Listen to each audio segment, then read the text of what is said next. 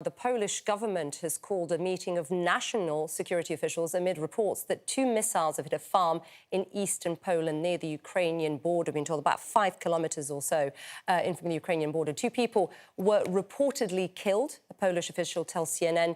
Nothing is confirmed yet, and an investigation is ongoing, so still waiting for more details. But Latvia's defense minister has offered condolences and blamed the, quote, criminal Russian regime. Let me bring in Kurt Volker of the Center for European Policy Analysis and the Atlantic Council, as a former US ambassador to NATO. He joins me now from Washington. Kurt, great to have you on the show. First, your reaction to what we've been hearing. I know we're short on details as of right now, but your thoughts? Well, first off, I don't think we should be that surprised with Russia launching all of these attacks against Ukraine that they might accidentally hit Poland. And I suspect that that is, in fact, what happened. But that being said, that's unacceptable. We need, as NATO, to get together, have NATO consultations. Article 4 calls for that in the case of any concerns that any allies have about security, and do several things. We should ask for an explanation from Russia. Ideally, the Russians would be telling us that this was an accident and they didn't intend to strike NATO territory. If they're silent or if they don't say that, I think we also need to warn them that any further attacks would generate a proportionate response from NATO against their forces, something that they would not want. But I think we have to not fail to respond. The worst thing would be silence from NATO's part, which I think would then encourage Russia to think that it can get away with this. Yeah, and of course, we have yet to hear from Poland. A meeting is underway. We've yet to hear from NATO at this hour, of course. But an accident, if it's an accident, what would NATO need to hear? And you're saying just simply reasoning for it, an apology. Does that suffice? Yeah, well, let's start from where we want to be.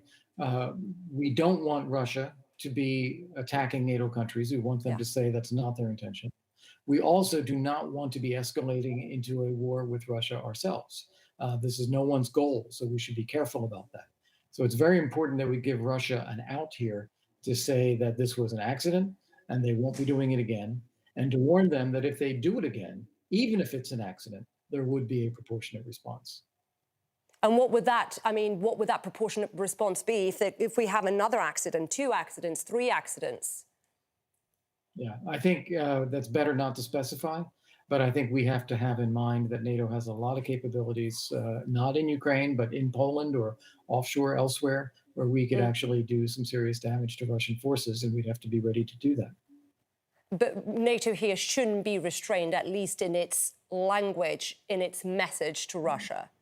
I'd say at this stage, we want to be very careful. We don't want to escalate. I don't think Russia wants to escalate. And we need to make clear that an attack on NATO territory, even if it's an accident, is unacceptable. But we're going to try to exercise some restraint now to prevent this from escalating. The best position to be in is one where you're preventing and deterring, not where you're actually getting engaged in fighting yourself. So what do you imagine is happening right now, Kurt? From in the NATO side, they're trying to look at this evidence. What do you think is happening? Just explain to our viewers behind the scenes at this hour. Right. Well, I think the first thing that's going to happen is people are going to analyze where the missiles were fired from, what was their trajectory, what was a potential target that the Russians may have actually been trying to hit, were they part of a larger barrage of missiles and just these ones went off course. Do all that kind of telemetry analysis and information analysis to see what we think actually probably did happen. And then also a lot of political maneuvering for countries to express solidarity with Poland, to make clear that no one will accept any attack on any NATO ally. And it's important that there be an emergency meeting in North Atlantic Council in Brussels to state that as well. Well, it seems that some of the Baltic countries are already pretty nervous and pretty mad. Latvia, one of the Latvian ministers saying this is a dangerous escalation. The importance that you were talking about, having this meeting, getting everyone on the same page. But this comes, of course, on a day where we've seen a barrage, Kurt, of missiles across Ukraine, across different cities of Ukraine, making people's lives even darker, winter longer. Just talk to us where we are at this war, of course, at this stage in the war, as of course, Ukraine pushes Russians further back, particularly in Kherson. Your analysis, your assessment so far? Well, what's interesting here is that Russia is unable to win the war.